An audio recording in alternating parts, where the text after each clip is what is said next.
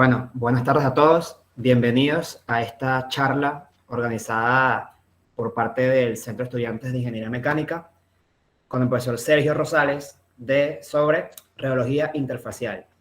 Bueno, yo soy Rafael Camarán, para los que no me conocen, soy uno de los consejeros de la Facultad de Ingeniería y bueno, hoy voy a presentarles al profesor Sergio. Él es un profesor de la universidad que da las materias de mecánica de fluidos, laboratorio de fenómenos y transferencia y fluidos, perdón, y principios de procesos industriales 2, que es una materia de química.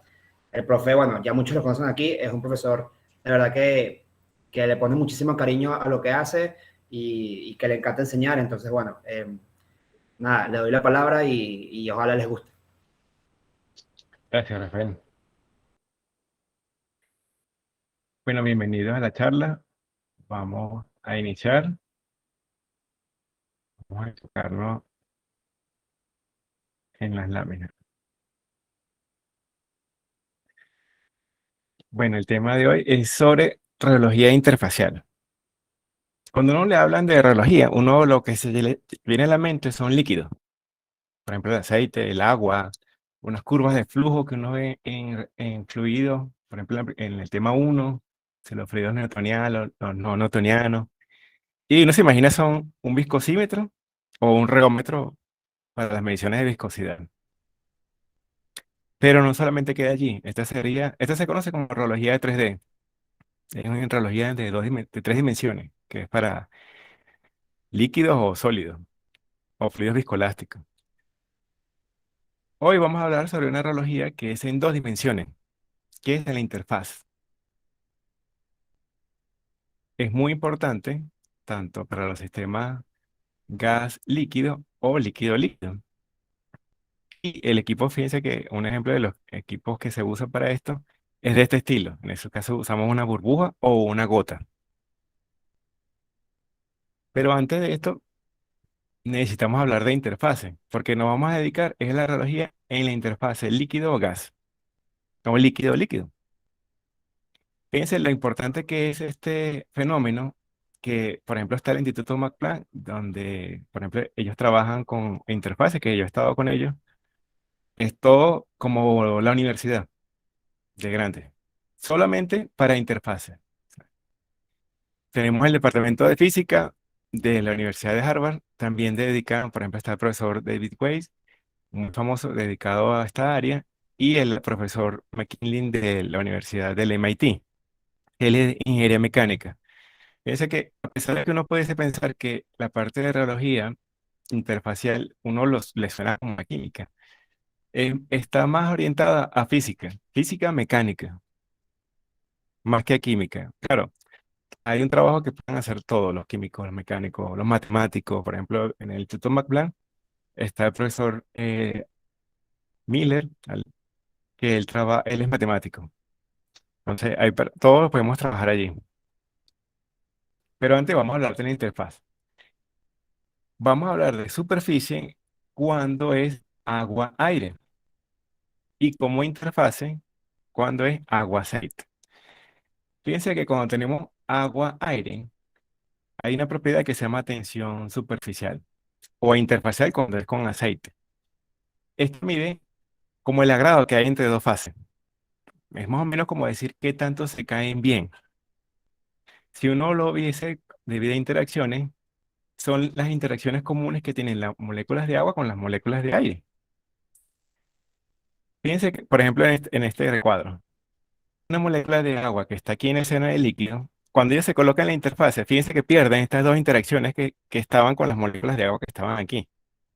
Como se pierden y la interacción que se sustituye con el aire no es tan buena como con respecto con otra molécula de agua, ellas prefieren no estar allí. O sea, las que están en la interfase es porque no les queda de otra, pero ellas no quieren estar ahí, no es energéticamente mejor, es mejor estar dentro del seno del líquido.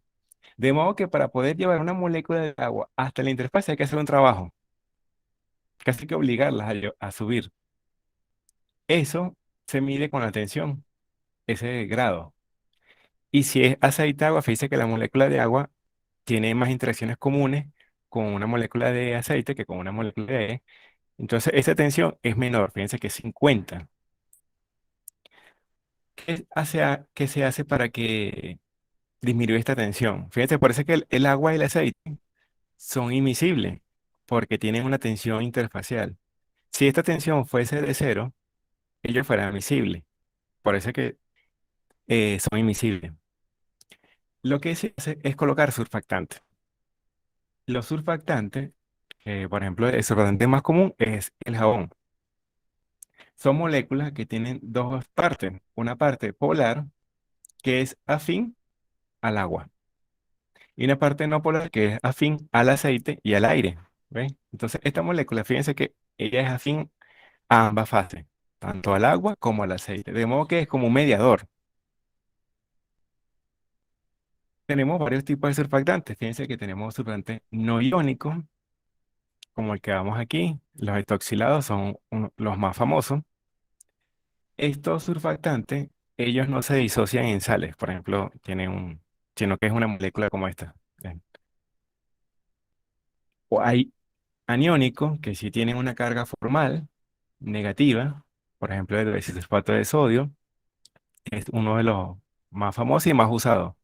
Este sería, por ejemplo, el jabón de lavarropa. Los surfactantes catiónicos, ellos sí tienen una carga formal positiva. Los citeriónicos, que tienen positiva y negativa, depende del pH. Entonces, todos ellos, ¿qué hacen ellos? Se colocan en la interfaz, así como está aquí, donde la parte polar se coloca en el agua y la parte hidrofóbica en el aire o en el aceite, como vemos aquí. ¿Y qué hacen? Entonces, esa molécula de agua que antes interaccionaba con el aire y no perdía esa interacción, ahora interacciona con el grupo hidrofílico de surfactante, de modo que ve una interacción que es mejor, es más favorable y la tensión disminuye. Fíjense que puede, por ejemplo, 35 mililitros de 72 disminuye a 35 mililitros. Y en el caso del agua aceite, por ejemplo, tenemos 50, podemos llegar 20 o 19 mililitros por metro. Entonces vemos que el surfactante lo que hace es disminuir la tensión y así facilitar el mezclado de ambas fases. Por lo tanto, hacer emulsiones o hacer espuma cuando es aire. Fíjense que, por ejemplo, esta animación, ¿qué hace el surfactante? Ellos se colocan en la interfase y disminuyen la tensión. Si yo lo quitase todo, la tensión vuelve a 72 porque está sola la interfase. Pero ellos, como tienen una parte polar y no polar, es decir, una parte que es afín al aceite y una parte que es afín al agua, él ni se siente bien ni se siente mal en el agua. O sea, él está ahí medio medio. Entonces, él para estar mejor o disminuir su energía, él se tiene que colocar en la interfase, siempre. Por eso es que él migra a la interfase, como vemos aquí. Eso es muy importante porque él se va a colocar siempre así en la interfase. Entonces, vemos que a medida que vamos colocando más surfactante, se va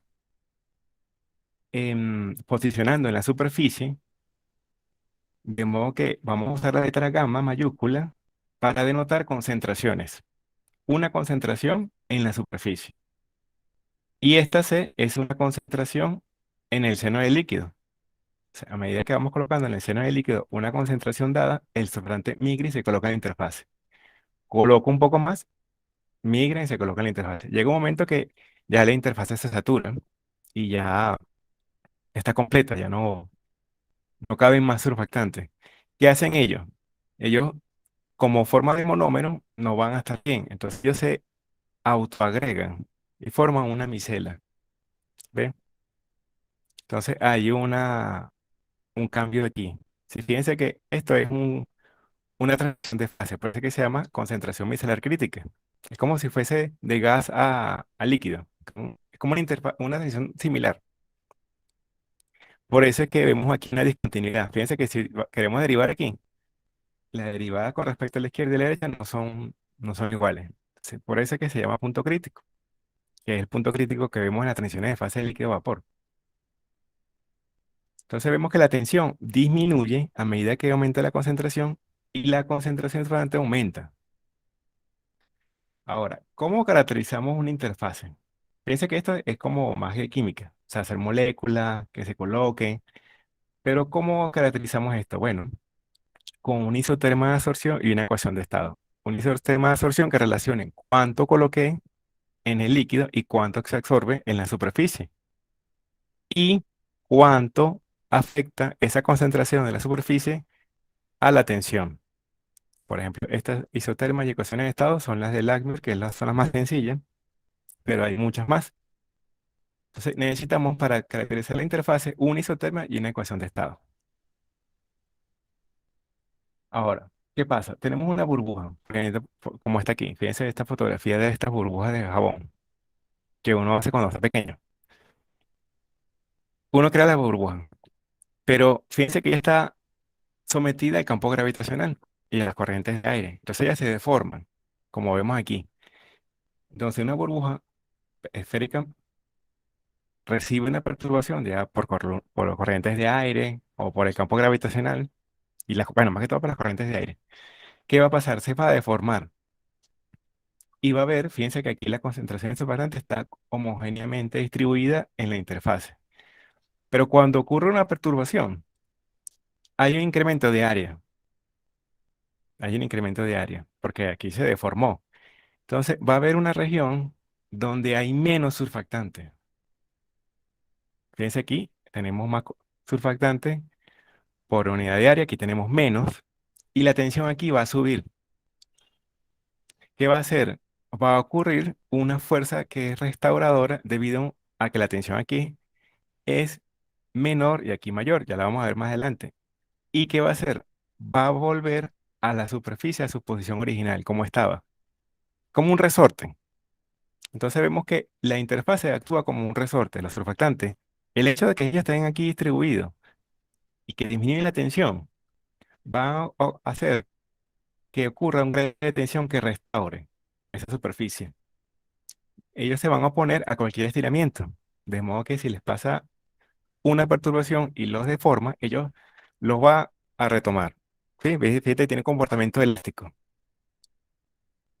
Eso se mide con este módulo de elasticidad, que mide el cambio de la tensión con el cambio del área superficial. Entonces, este módulo de elasticidad nos va a dar idea de la elasticidad de la interfase. Fíjense, tenemos aquí una interfase sin surfactante. Estos surfactantes van a disminuir estos vectores que vemos aquí. Fíjense, este es la original. Fíjense el vector aquí. Ahora, colocamos los surfactantes. La tensión disminuye. O sea, este vector es más pequeñito. Ok. Ahora, ¿qué va a pasar aquí? Fíjense. Aquí tenemos una distribuido surfactante. Fíjense este vector como es. Y aquí no hay. ¿Qué va a pasar? Vamos a hacer una sumatoria. Vamos a suponer. Supongamos que este se va con este. Hacer una sumatoria en el eje X. Entonces, este vector se va con este vector. Este de aquí se va con este vector. Nos quedaría estos dos. ¿Para dónde queda la resultante? Hacia la izquierda, como se ve la flecha.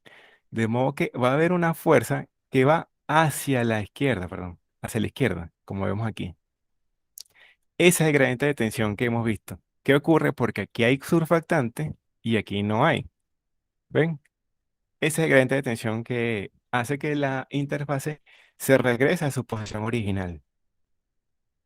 Fíjense que ese efecto lo vemos en efectos, este se llama efecto Marangoni y lo vemos mucho en los lavaplatos. Vamos a ver este video donde este vector que está aquí lo vamos a observar su efecto.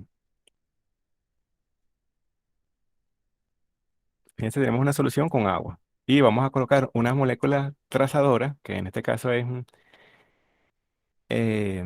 pimienta, para ver el movimiento. Y esta es una solución con surfactante, con jabón. Miren, él va a colocar allí, ven el movimiento. Allí hay jabón, o sea que la tensión es menor. Entonces, ese movimiento es debido a este vector que está aquí. Ese es el gradiente de tensión y este es el efecto Marangoni. Ahora, ¿qué pasaría si cuando la interfase se deforma, o sea que actúa ese gradiente de tensión para restituir esa interfase a su posición original? Tenemos monómeros que están en el seno del líquido y recuerden que a ellos no les gusta estar solos y él ve que hay una interfaz nueva, o sea, se deformó y el surfactante ve que hay una interfaz que no estaba, o sea, se creó debido a esa deformación. ¿Qué va a pasar? El surfactante va a migrar y se va a colocar en la interfase. Eso quiere decir que este vector, la magnitud de este vector va a ser más pequeño. Quiere decir que entre más surfactantes difundan y se colocan en la interfase, mientras ocurre todo este fenómeno al mismo tiempo, va a disminuir ese gradiente de tensión. Entonces, tenemos, por ejemplo, una interfase en el equilibrio, tenemos 30 milímetros. ¿Qué pasa si expandimos? Bueno, podemos llegar a 40. Pero ¿qué pasa si hay muchos surfactantes y migran a la interfase? Vamos a volver a llegar a 30 milímetros. Si tenemos una contracción, por ejemplo, aquí hay más surfactante de lo que debería de haber, ellos tienen que emigrar al seno del líquido para volver a recobrar su posición original, su valor de tensión original. Quiere decir, como vimos aquí, y como vemos aquí, que la difusión es un proceso de relajación. La interfaz se puede relajar con difundiendo. Eso quiere decir que, recuerdan que si aplicamos una fuerza hacia un fluido, esa fuerza la disipa él moviéndose. O sea que esa viscosidad va a disipar por fricción el movimiento que nosotros aplicamos, que es la viscosidad. Bueno, aquí es igual. Ese movimiento de la interfaz se ve disminuido por la difusión. De modo que vamos a hablar ahora de una viscosidad interfacial que se debe a un intercambio molecular entre las moléculas del seno del líquido con la interfaz. Pero ¿cómo medimos todo esto? Bueno, para esto colocamos una gota o una burbuja, depende de qué queramos estudiar, con solución de surfactante y tomamos una fotografía y resolvemos esta ecuación diferencial que está aquí. Es una ecuación diferencial no lineal, que es la ecuación de Laplace. Tomamos con análisis de imágenes el perfil de la gota y convertimos esos píxeles a unidades, a dimensiones, por ejemplo, o sea, metros. Y resolvemos la ecuación, donde vamos a dejar como parámetro ajustable el valor de la tensión. Y vamos a tener, por ejemplo, estos puntos en rojo son el perfil experimental de la gota que vamos a extraer por análisis de imágenes. Y el teórico son las líneas que vemos aquí. Entonces vamos a minimizar la diferencia que hay entre los puntos rojos y las líneas. ¿Para qué? Para así obtener el valor de la tensión. Esa es una forma de medir la tensión. Fíjense lo que se hace para medir la elasticidad y la viscosidad de las interfaces, que es la reología interfacial. Hacemos una burbuja y luego la hacemos oscilar, ¿ven? De modo que ella crezca y decrezca, de modo que se generen gradientes de tensión. Y al captar las imágenes y calcular los esfuerzos en cada imagen, tenemos cómo varía la tensión con el cambio de área. Y así podemos analizar con análisis de señales la elasticidad y la viscosidad. Fíjense que estos son los pasos. Creamos una burbuja o una gota, esperamos que llegue al equilibrio, con surfactante, por supuesto, y hacemos variaciones sinusoidales del área y observamos cómo responde el sistema con la tensión. Nosotros le colocamos una variación sinusoidal a la interfase con el área y ella va a responder de manera sinusoidal con un ángulo de desfasaje que va a estar en función. Si es netamente elástico, el desfasaje va a ser cero. Si es viscoso, el desfasaje va a ser de 90.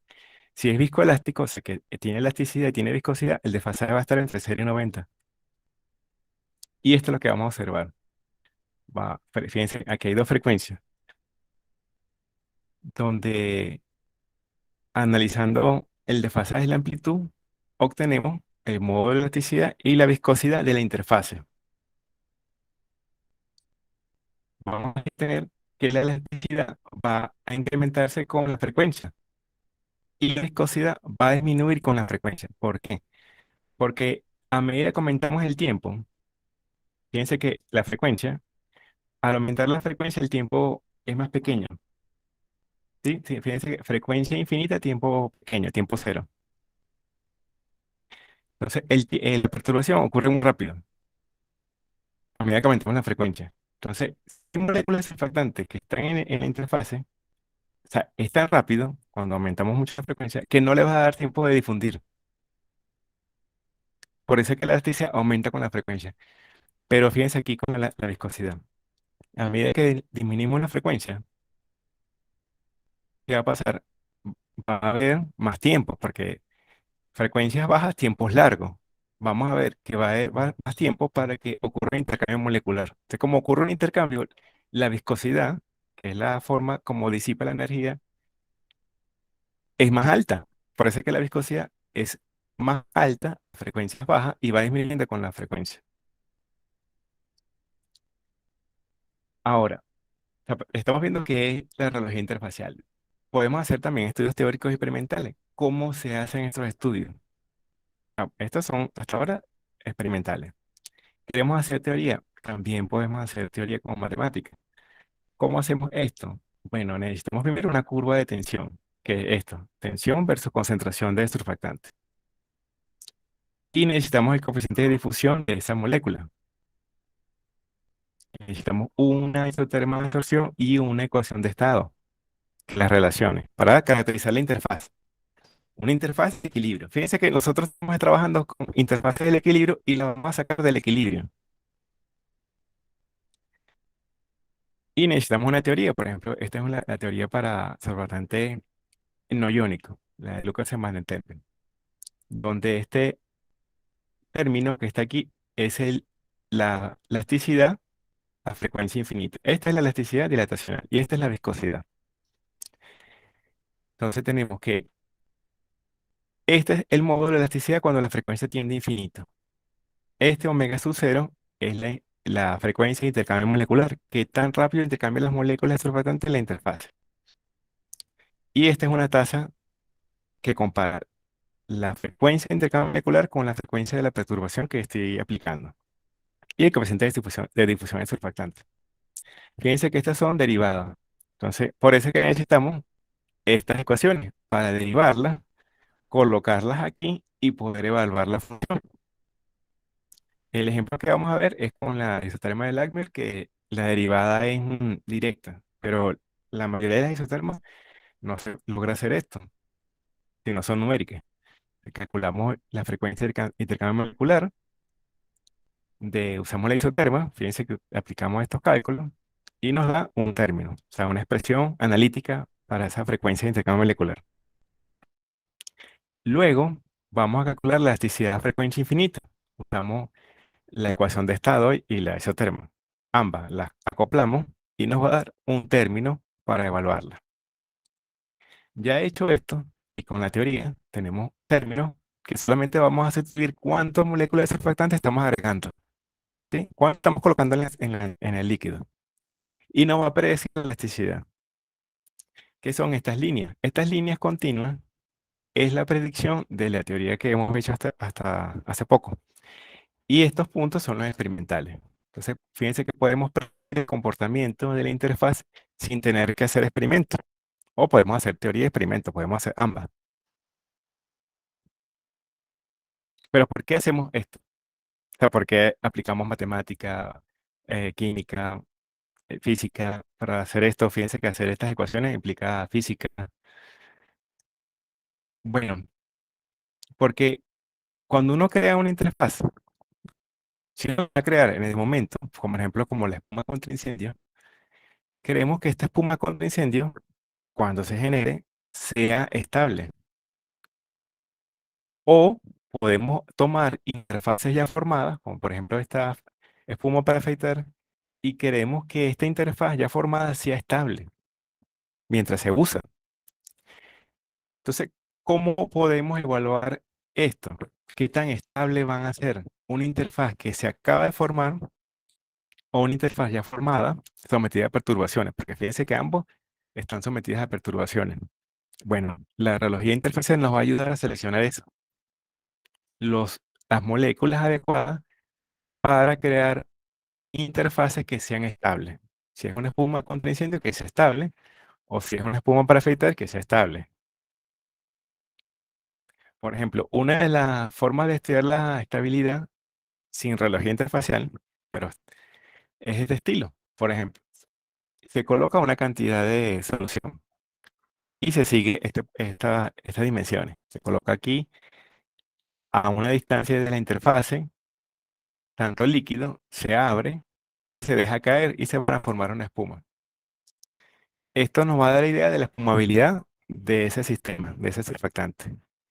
Y si luego de esto, ya formada, medimos el tiempo hasta que decaiga la espuma, vamos a medir la estabilidad. Fíjense que esta es una norma ASTM para medir estabilidad y la espumabilidad de surfactantes. Este es el método de Ross-Mael. Este lo creó Ross y Mael. No recuerdo quién era el tutor, creo que Ross era el tutor y Mael era el estudiante. Ellos lo dicen, o sea, dice la leyenda, no estoy seguro de eso, pero dicen, a ellos les gustaba mucho tomar cerveza y crearon este método mientras estaban tomando cerveza. Fíjense que ellos, más o menos, lo que dice la gente, más o menos es que colocaban, por ejemplo, una cantidad de cerveza dada y vaciaban la restante. Y veían que ciertas marcas generaban más espuma y otras menos espuma. Entonces, con esto generaron este método de espumabilidad y vieron qué tan estables eran. Fíjense que eso es muy importante también en la industria, por ejemplo, en la cerveza. Si queremos una cerveza que no sea que no genere mucha espumabilidad, deberíamos hacer estos estudios. Y si genera espumabilidad, porque bueno, queremos que sea una abundante espuma, pero que colapse rápido, deberíamos estudiar la estabilidad. Entonces, la radiología interfacial nos va a ayudar a hacer estos estudios de manera más rápida. O sea, va a ser un- una herramienta adicional.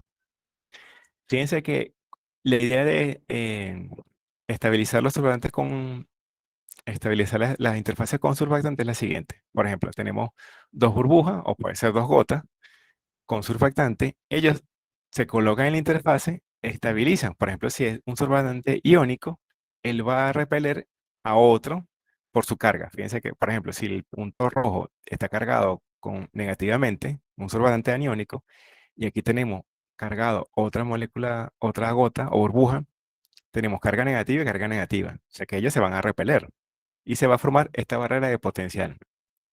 También podemos tener repulsión estérica.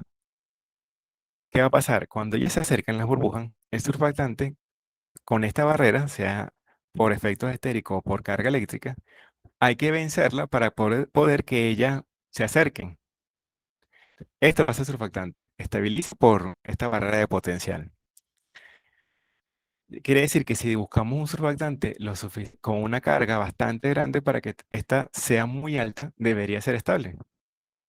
Es estable, pero al final va a colapsar la espuma o la emulsión.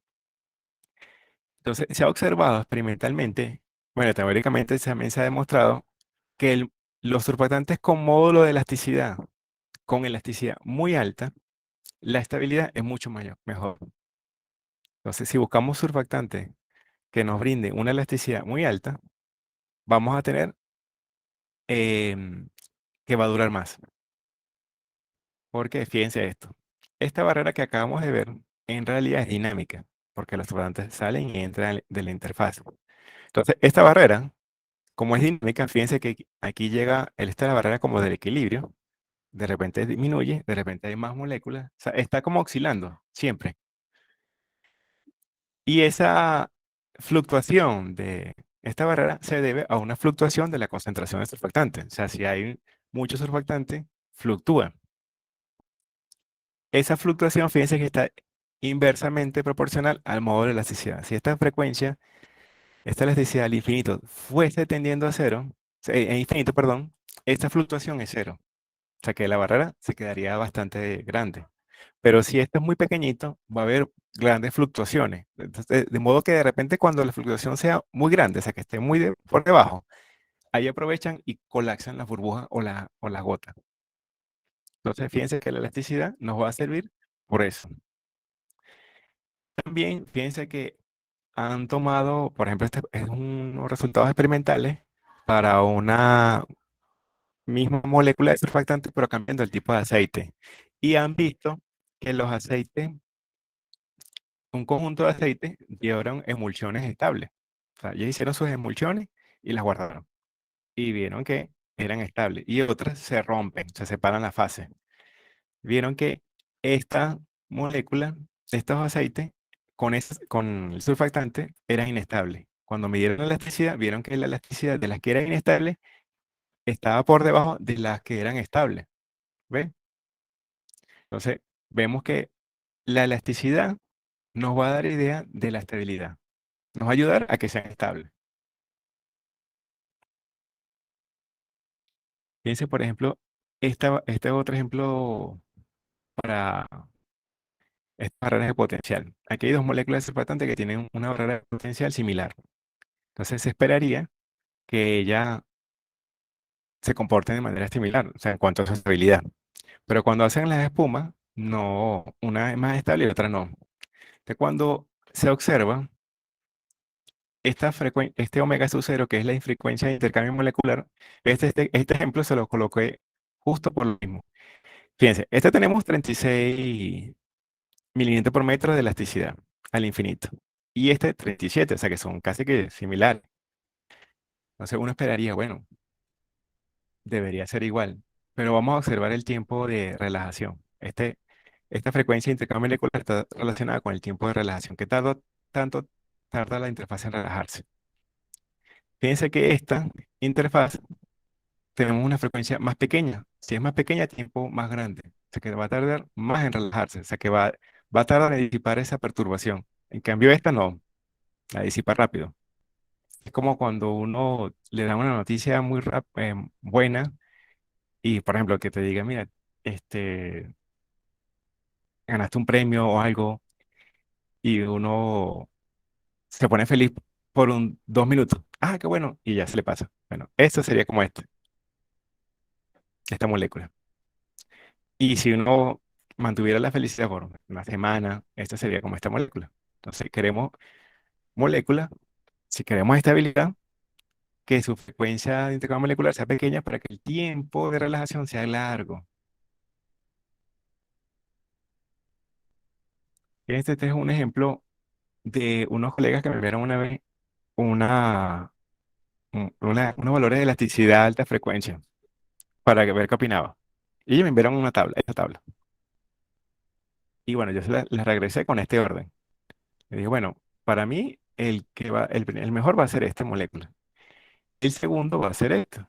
El tercero y así los coloqué en orden. Y a los 3 años sacaron este artículo. 3 años desde que me enviaron esta tabla. Y bueno, lo vi y usé esto para que vieran la comparación. Esto me lo mandaron al inicio del experimento. Y esto fue 3 años luego. Fíjense. Estas son unas emulsiones que hicieron. Fíjense, el primero era el P15, según lo que yo les comentaba a ella. El P15, que es este que está aquí. Fíjense que esta emulsión se mantuvo desde el día 1 hasta 3 años. Fíjense, el último es este L64, el que está en verde. El último. Fíjense que no duró, o sea, no llegó ni siquiera a 10 días. Colapsó rápido. Y fíjense este azul, que ya hay quinto. Fíjense que ya menos de un año ya incrementó el diámetro de gota. Entonces, vemos que la radiología interespacial nos va a ayudar un poco a seleccionar los sistemas para que sean estables. Entonces, no lo vamos a ver solamente como química, sino, por ejemplo, si ustedes necesitan hacer algo para mecánica, por ejemplo, vamos a hacer un sistema con lubricante, que de repente tengamos una emulsión, gotas de agua en aceite. Queremos que sea estable, bueno, tenemos que ver el estudio radiológico de la interfaz para que luego esas gotas permanezcan. Fíjense aquí, son 3 años, o sea, bastante estable. Y nos ayuda un poco la radiología interfacial para seleccionar cuáles son los mejores. Porque imagínate, se hacen estos estudios, seleccionas el mejor, no tienes que esperar 3 años. O sea, esto fue porque fue un estudio que era de este estilo, que requería tiempo y quería ser, se necesitaba que fuese así. Pero la mayoría de los estudios no pueden esperar tanto tiempo. Si queremos algo rápido, bueno, lo podemos hacer estudios radiológicos y ya sabemos cuál va a ser el mejor desempeño. Entonces, vemos que esta radiología interfacial va a ser una herramienta útil para selección de surfactante y así emplear las moléculas que nos va a dar mayor estabilidad en caso que deseamos mayor estabilidad. Pero si nosotros queremos que sea inestable, por ejemplo aquí, podemos seleccionar también lo contrario. Por ejemplo, hay, creo que en Japón los lavaplatos a ellos no les gusta que genere espuma. Entonces, tienen que ser una molécula que esa interfaz sea con elasticidad muy baja. Por ejemplo, si usamos, en este caso sería esta que está en verde, ese que colapsa rápido. Sería una molécula de este estilo con una elasticidad pequeña. Fíjense que es la que tiene menor, es 2,87. En función de qué deseamos nosotros, podemos seleccionar algo muy estable o queremos algo que sea inestable. ¿Ok? Sería todo lo que les traje hoy. Espero que les haya gustado.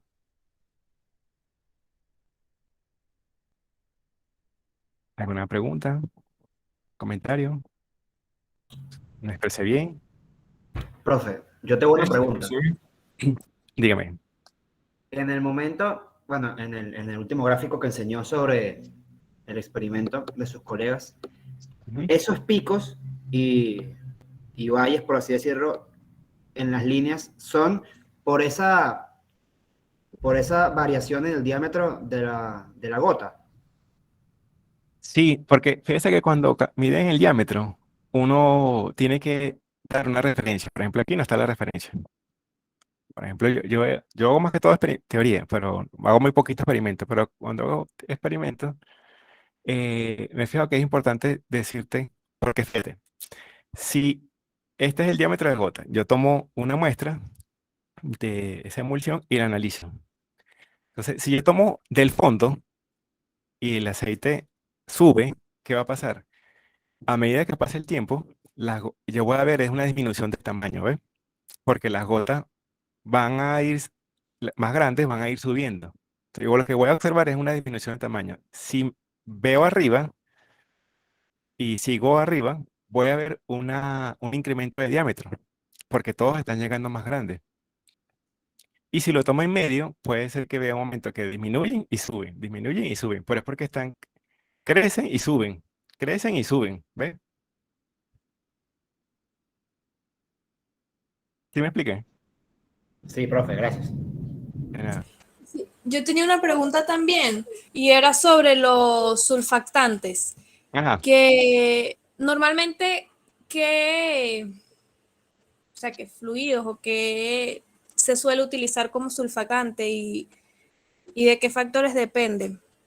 eh, por ejemplo, dependiendo de qué quieras. Por ejemplo, yo tutoré una tesis de un agua micelar, pero que es un cosmético que se usa para quitar el maquillaje.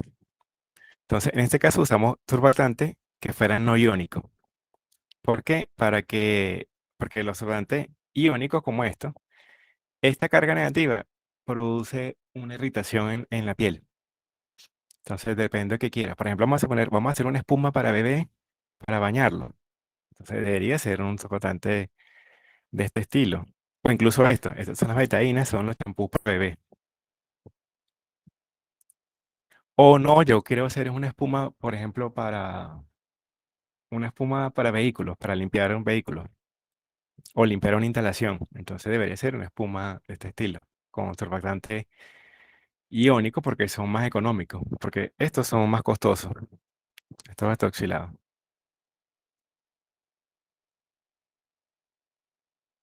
Ok, Chévere. Profe, yo tenía una Profe, pregunta. disculpe.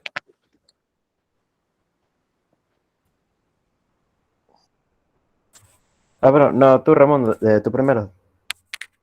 Ok, los productos con los que se hizo el experimento, ¿qué productos serían? Aceites. Ya te digo, te digo. Eh, este, Sí, sí, aceite. Es una emulsión ok, gracias. concentrada, una emulsión concentrada.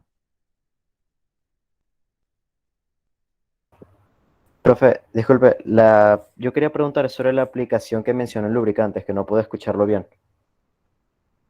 Ok, fíjense que, por ejemplo, en lubricante usa muchos surfactantes de este estilo, como este, ¿ok? Que tiene una carga formal positiva y se le pega al metal. También pueden ser de este estilo. Por ejemplo, hay un trabajo que hice con unos amigos y está en un libro de biología y estudiamos el desgaste y la fricción entre metales, entre metales. Y lo que usamos fue, queríamos ver qué, fíjense que todo esto es mecánico. Fíjense el estudio. Queríamos ver los metales, cómo reducir la fricción y el desgaste entre metales que se tienen que encontrar, por ejemplo, en una máquina. Y no queremos hacer aceite, queremos usar agua. Pero fíjense que el coeficiente de fricción del agua es muy alto, o sea que iba a generar mucho calentamiento y el desgaste va a ser muy grande. Entonces, estudiamos usar surfactante. ¿Qué va a pasar con el surfactante? Él tiene una carga y se va a colocar en el metal. Esta cola va a quedar afuera y otra cola de surfactante se pega aquí. O sea que va a formar como una bicapa, como un colchón. Cuando viene el metal y va a haber dos protecciones. Primero por esta bicapa, pero cuando ya empiezan a friccionar y empieza el calor, reacciona el surfactante con la interfase y lo recubre. Y el factor de fricción disminuye. Entonces, obtuvimos que el factor de fricción con los surfactantes en agua, fíjense, pero cuando usamos surfactante, era más bajo que aceite.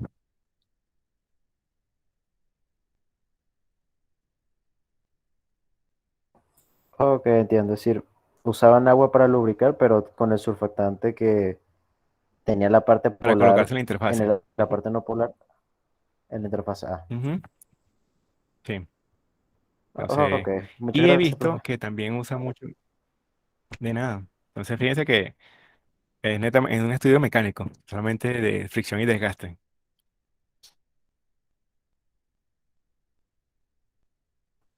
Ok, bueno, ¿y qué más había observado? Perdón que le interrumpí cuando estaba a punto de hablar. No, también estudiamos emulsiones y queríamos ver qué tanto se pegaba ese líquido en el metal. Y para eso tenemos que hacer ángulo de contacto, que no lo traje aquí como tema, o sea, no, sino como una lámina de soporte. Fíjense esta. El ángulo de contacto es, yo tengo una solución de surfactante y tengo un sólido, como esta que está aquí. Si esa gota, cuando yo la coloco, me genera un ángulo menor de 10, así como este, fíjense, la gota y ese sólido son muy afines. Pero si no, fíjense cómo esta, va a quedar la gota redonda. ¿Para qué nos sirve este estudio? Por ejemplo, si es una de metal, por ejemplo, las parabrisas. Si este es un parabrisas y esta es una gota de agua, es más fácil quitar una gota de agua, porque fíjense el contacto que tiene la gota de agua con el parabrisas si es hidrofóbico. Es más fácil quitarla que quitar esta, que tiene más área de contacto. De modo que los parabrisas los están formando hidrofóbicos, para que cuando venga la gota de agua sea más fácil retirarla. Y eso lo crean con una capa de surfactante. Igual hay unos experimentos que yo vi en un congreso de interfase, que ellos le colocaban a la ropa surfactante como un spray y derramaban después el café sobre la ropa. pero como era una ropa que acaban de colocar con surfactante, quedaba súper hidrofóbica. Entonces, cuando llegaba el café, que es hidrofílico porque tiene agua, no se mojaba, sino que seguía. Entonces, estos estudios también son importantes, por ejemplo, para la parte de cosmética, porque si este es tu piel con tu maquillaje y este es la molécula, el agua micelar, tiene que esparcirse para quitarla. Entonces, esto, por ejemplo, este fue un programa que, esto se lo traigo es para que vean las cosas que se pueden hacer también en la universidad. Por ejemplo, este fue un programa que yo le hice a la muchacha para poder evaluar esa mojabilidad del agua micelar con la piel con el cosmético. Se colocaban una gota, tomaban la fotografía, la cargaban aquí, calculaban el ángulo de contacto para distintas formas de detección de borde. Y les daba, por ejemplo, 60 y tanto, del izquierdo, el derecho, con otro método, y así veían, bueno, el que tiene ángulo de contacto menor, entonces se va a mezclar esa agua micelar con el maquillaje. O si es para limpiar un metal, entonces ese desengrasante va a ser más afín con la superficie sucia y va a poder removerla. Porque si no es afín, entonces la gota es más redonda. ¿Ve? Es como así. ¿Ok? Esas son las cosas que pueden hacer en la universidad.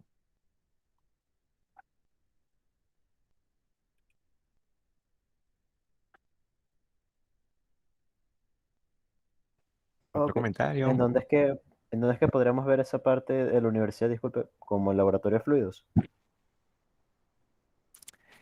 No, por ejemplo, esta parte de las gotas, bueno, es algo que estoy haciendo nuevo. Es con las tesistas que tuve, pero es un área Ah, que quiero seguir desarrollando con el tiempo en la universidad. Pero comprendido. fíjense que esta parte de análisis es un análisis de imágenes. Es un análisis de imágenes. Tomo la gota, analizo el perfil, calculo la ecuación. O sea, es bastante aplicada.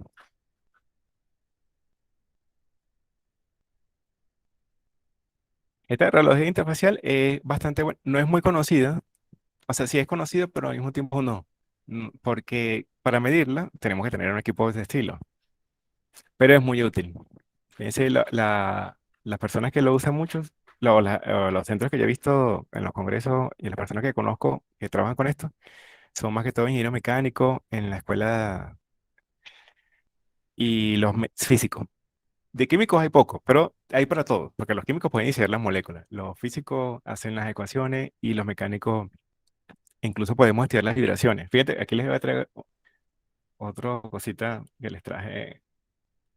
Este fue un trabajo que hice una vez. Queríamos, ustedes ven que yo oscilo la gota. Esa gota tiene que ser un seno, o sea, hacer la oscilación bien. Pero puede ser que el equipo me genere ruido y me distorsione la señal. Entonces, ¿cómo saber si la señal era un seno como yo deseaba, como yo quise? Por ejemplo, como esta. Esta pareciese un seno. ¿Qué tanto está acercado, se acerca a un seno o qué tan alejado está? Bueno, para eso uno hace análisis armónico. Uno analiza la señal y ve, uno quiere esta entrar al sistema y que el sistema te responda con un desfasaje. Pero puede ser que tú le coloques esto y él te responda con una señal así. ¿Cómo saber esta señal? Para eso usamos análisis de Fourier, donde tenemos una frecuencia fundamental y una frecuencia que son múltiples de la fundamental. La fundamental es la que tú quieres y las otras son generadas debido a distorsiones, a perturbaciones externas o al ruido del equipo. Entonces, estudiamos las perturbaciones externas, por ejemplo, con la amplitud relativa, del armónico desde el 2 hasta el infinito.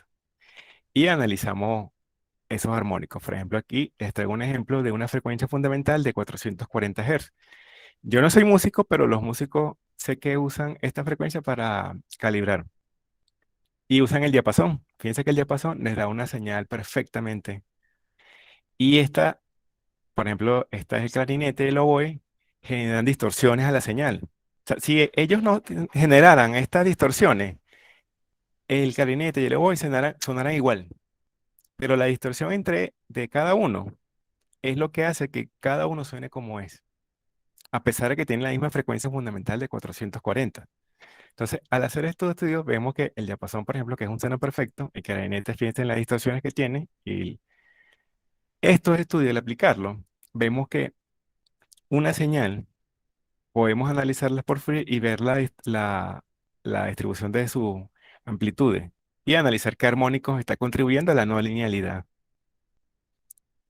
con el THD, que es un parámetro que se usa mucho, la distorsión total armónica, que es la suma de las amplitudes entre la fundamental. Y con eso, por ejemplo, aquí esta es un área, una distorsión 0 THD, o sea, seno puro.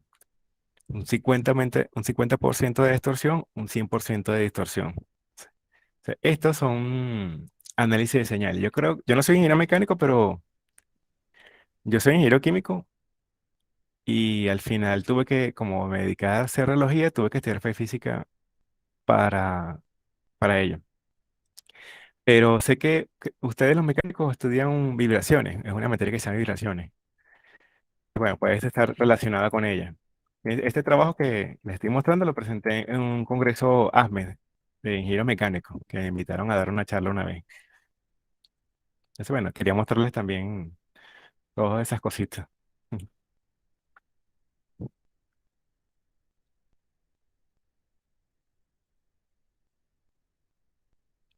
Si tienen otra pregunta, comentario o algo que quieran compartir.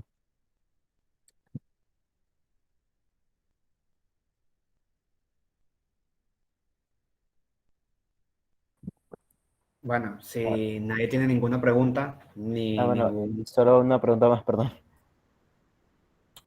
Dime. Sí, ¿en cuál aplicación es que llegó a hacer ese estudio de vibraciones, profe? Perdone que no puedo escucharlo allí. Bueno, lo que pasa es que los estudios que yo hago son más teóricos. O sea, yo lo que quería era estudiar que cómo pudiese afectar la distorsión a los valores de elasticidad. Porque tú, Ah, ok. por ejemplo, yo fui a un congreso una vez y o sea, yo quería una señal pura. O sea, entonces estudié la distorsión de la electricidad, la distorsión de la iluminación, la distorsión debido a que al caminar o al hablar, porque tú hablas y generas movimientos del aire. Entonces, estudié todas esas cosas y hice distorsión armónica, hice ese estudio y en un congreso hablando con otros colegas que hacían reloj interfacial, les pregunté, mire, ¿cómo disminuyes tú la distorsión armónica en tus experimentos? Y yo, ¿cómo? ¿La distorsión qué? No, la distorsión armónica de la señal. Concha, yo nunca he estudiado. Yo, no, pero es importante. Entonces, a raíz de eso fue que le empecé a hacer charlas de esto, porque te permite tener unos valores más confiables de elasticidad. Y como yo hago más que todo hago teoría, necesito valores de módulos bien confiables para que cuando yo pruebe con la teoría que hago, sepa o me equivoqué yo con la teoría o fue que el experimento estaba malo. Entonces necesito siempre valores muy bien medidos. Pero ¿qué aplicaciones puede tener? Por ejemplo, ¿qué aplicaciones le veo? Por ejemplo, que tú analices una distorsión. Tengo un sistema donde ocurre cierta perturbación característica. Tú puedes analizar esa señal y la señal que tú le colocas a la gota para que se distorsione va a ser con la señal que tú analizaste. Entonces tú colocas como un Fourier para que ella se distorsione así. Y así ver cómo se comporta. Es lo que yo le vería. Ok, vale. Gracias, profe. De nada. Espero que le haya gustado. Profe, Dime. Hola, Saulo, ¿cómo estás? ¿qué tal, profe? ¿Todo bien? Yo sí tengo una última pregunta. Dime. Considerando los aparatos de medición, si no tenemos los aparatos para medir la capacidad de disminuir la resistencia entre dos superficies, porque no podemos, o sea, comprender o sea, en este caso el aceite o el líquido que estemos utilizando para reducir esta fricción, pero tenemos los medidores de vibración del aparato, podemos de alguna forma entender el fenómeno de qué tan suave está pasando el equipo sobre por lo menos una línea de control y estamos embotellando, estamos pasando botellas. Si consideramos la vibración como un efecto opuesto a a que hay mucha fricción, o a la fricción. Entonces, si tenemos el equipo para medir la fricción, no podemos considerar los resultados de un desengrasante, pues, perdón, de un engrasante, de un lubricante. Si Pero tiene las medidas de fricción, ¿no tiene las medidas de fricción o si las tiene? no las tengo la vibración generada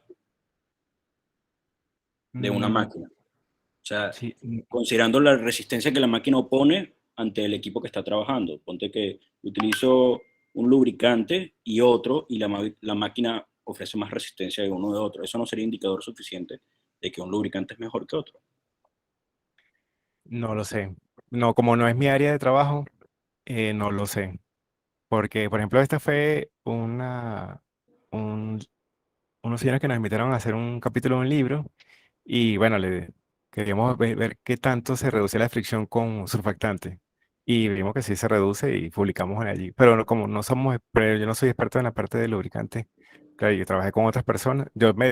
Solamente hice la parte de ángulo de contacto y relojía, pero no sabría responder de esa parte. No, era nada más curiosidad. Sí, no manejo esa área.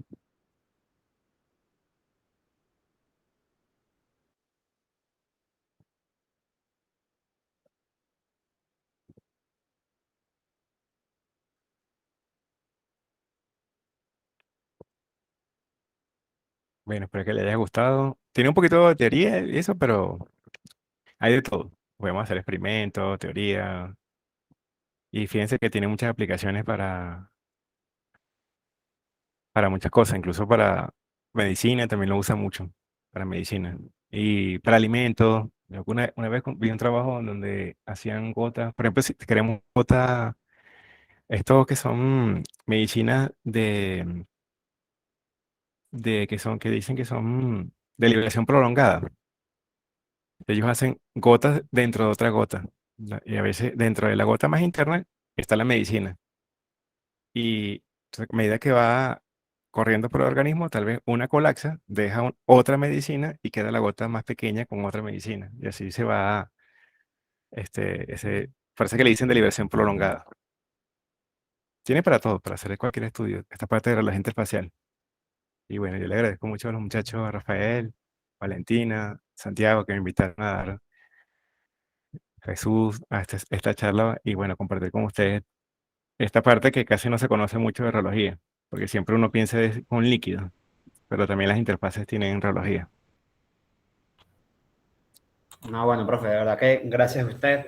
Y bueno, gracias por la presentación, por todo, por las láminas, de verdad que le quedó súper chévere. Gracias a todos por venir, esperamos que les haya gustado. Si quieren revisar esta grabación, va a estar montada en el canal de YouTube de la FC, por si les interesa revisarla, recordar algo que dijo el profe, bueno, va a estar montado ahí, ¿sí? Gracias a todos por venir y bueno, la verdad que estamos atentos por los chats, cualquier cosa, ¿sí? Hasta luego, muchas gracias. Muchas gracias a usted, profe. Hasta luego. Hasta luego.